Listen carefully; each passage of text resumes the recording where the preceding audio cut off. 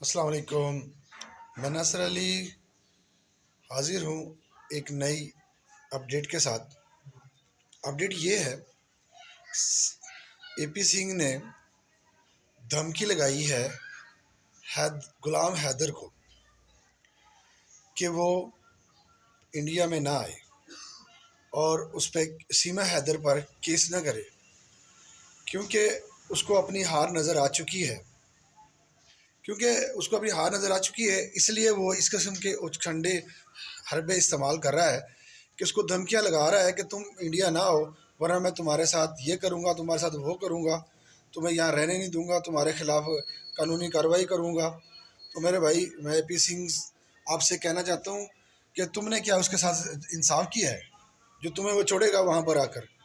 تمہیں بھی تمہارا کیے کا سزا ضرور ملے گی، اور وہ مل کر ہی رہے گی۔ آپ کے ملک کا قانون میں ہے، بلکہ کوئی بھی ملک ہے، سب کا یہ قانون ہے کہ وہ اس کے خلاف کارروائی ہو جو اس کی دھمکیاں دیتے ہیں۔ تو تمہارے خلاف وہاں ضرور کارروائی ہوگی، اور تمہیں اپنی ہار تو تسلیم تم کر چکے ہو کہ تمہیں پتہ چل گیا ہے کہ اب تمہاری یہ آخری حربہ ہے جو تم استعمال کر رہے ہو کہ کہیں وہ انڈیا آ نہ جائے اپنے بچوں کو لینے کے لیے۔ تو تمہاری وہ جو لیگل ایکٹیویٹیز ہیں وہ بھی آپ کے خطرے میں نظر آ رہی ہیں۔ اگر وہاں قانون ہے نا، تو میرا خیال تم سے وہ ایڈوکیشن جو آپ کی سند ہوتی ہے نا، اس کو واپس لینا چاہیے انڈیا کی حکومت کو، کہ تم جیسے انسان پاکستان کے خلاف بات کرتے ہو، کسی دوسرے ملک کے خلاف زہر اگلتے ہو، تو تمہارے ساتھ یہ سیما حیدر مل گئی، جس کا مقصد صرف اور صرف پاکستان کو بدنام کرنا تھا اور اپنی عیاشیوں کو چھپانے کے لیے اس نے یہ سارے ڈرامے کیے ہیں۔ کیونکہ پاکستان میں بھی وہ امن میں رہ رہی تھی، غلام حیدر بھائی ان بچوں کے لیے، اس کے لیے باہر کے ملک گئے ہوئے تھے کمانے کے لیے، تو اس کو وہاں تو بیچارہ سارے دن مزدوری محنت کرتا تھا اور اس کے لیے پیسے بھیجتا تھا، اور یہ یہاں پر عیاشی کرتی تھی اور اس قسم کے فضول کاموں میں اپنے پیسوں کو ضائع کرتی تھی، اور وہ کہتے رہے ہیں کہ جی میرے لیے کچھ بھی نہیں کرتا، بچوں کے لیے کچھ بھی نہیں کرتا۔ تو سیما کو پوچھا جائے کہ تم اتنے اچھی ڈریسنگ کہاں سے کرتی تھی، تم جہاں وہاں رہتی تھی جو گھر کہاں سے لیا تھا تمہیں؟ وہ جو روزمرہ کی زندگی معاملات تھے، یعنی کپڑے، جوتی، زیور، ہر چیز تمہیں وہاں مہیت کی ہوئی تھی اس نے۔ تو اب تم وہاں جا کے پاکستان کے خلاف بولتی ہو، پاکستان کے خلاف باتیں کرتی ہو، پاکستان کبھی آزادی مارچ پہ کہتی ہو یہاں عورتوں کو تحفظ نہیں ہے، تو اب تمہارے میں مجھے اسے بھی نظر آ چکا ہے کہ وہ کیس ہاری ہوئی ہے، اور اب ہاری ہوئی ہے تو وہ اسے اب اس قسم کے اس کے ساتھ مل کے غلام حیدر کو دھمکیاں دے رہی ہے کہ میں تمہیں بچے نہیں دوں گی۔ تو یہ جب وہاں پر آئے گا، انڈیا کا قانون ہے جو، جب وہ کورٹ میں کیس چلے گا تو انشاءاللہ تعالیٰ تم ہارو گی، اور تمہیں نظر آئے گا کہ تم بچوں کو اسی وقت عدالت انشاءاللہ تعالیٰ ضرور دے گی بچوں کو،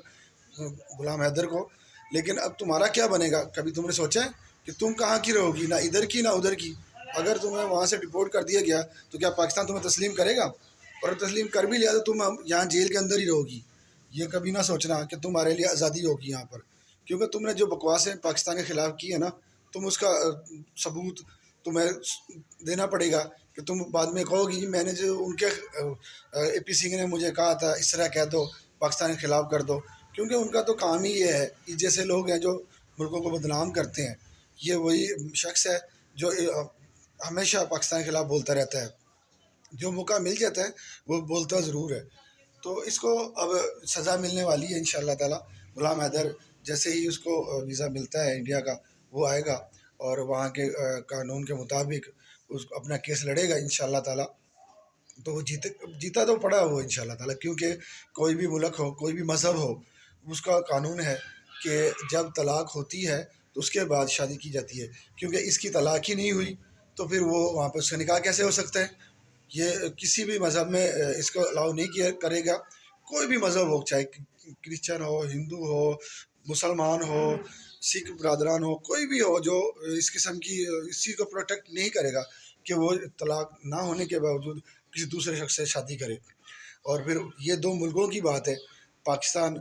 کے خلاف مخالفت تو چلتی رہتی ہے ہم دونوں ملکوں میں، کسی نہ کسی بات پہ کوئی بحث ہوتی رہتی ہے، تو یہ ایک نئی بات چھڑ گئی ہے۔